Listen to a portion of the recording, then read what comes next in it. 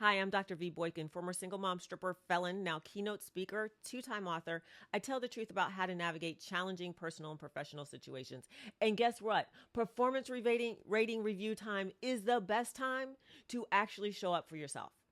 Conversations typically go like, oh, I'll give myself like a meets expectations. Maybe my manager will rate me higher. Nope. You're going to give yourself that top 5 rating. You're going to give yourself that top 10 rating. You're going to give yourself that A rating, whatever it is. In this case, we'll assume the rating scale goes from 1 to 5 and you deserve a 5. Why do you deserve a 5? Because you've worked your tail off all year using your skills, talents, and abilities to navigate the ambiguous goals and KPIs that they continuously moved on you all year.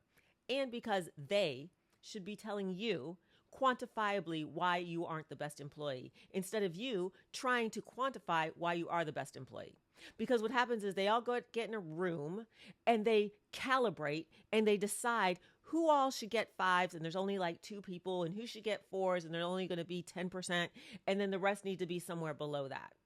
And when they're calibrating, they're not pulling out all of the different job, reports and all of the performance reviews that you've taken your hard time to write and reading them all. No, they're going off of who they feel, their favorite, who's performed the best. Yeah.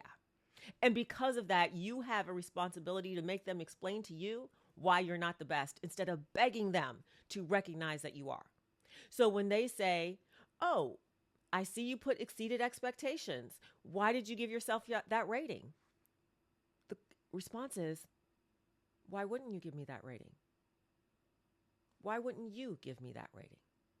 Can you quantify what it would have looked like if I had gotten that rating?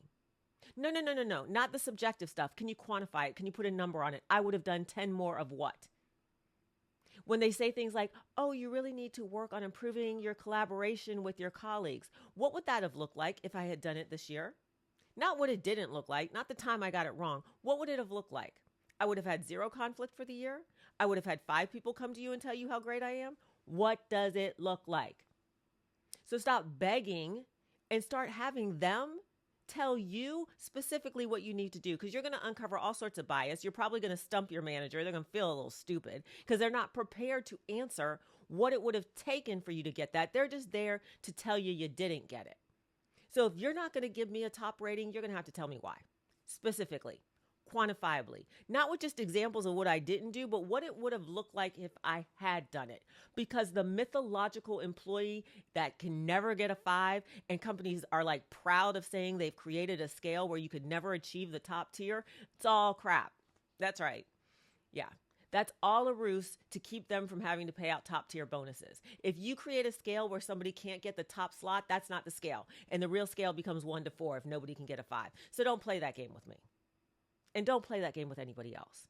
You know better. So you're going to have to explain to me why I'm not your top performer instead of me explaining to you why I should be. Because I don't play favorites.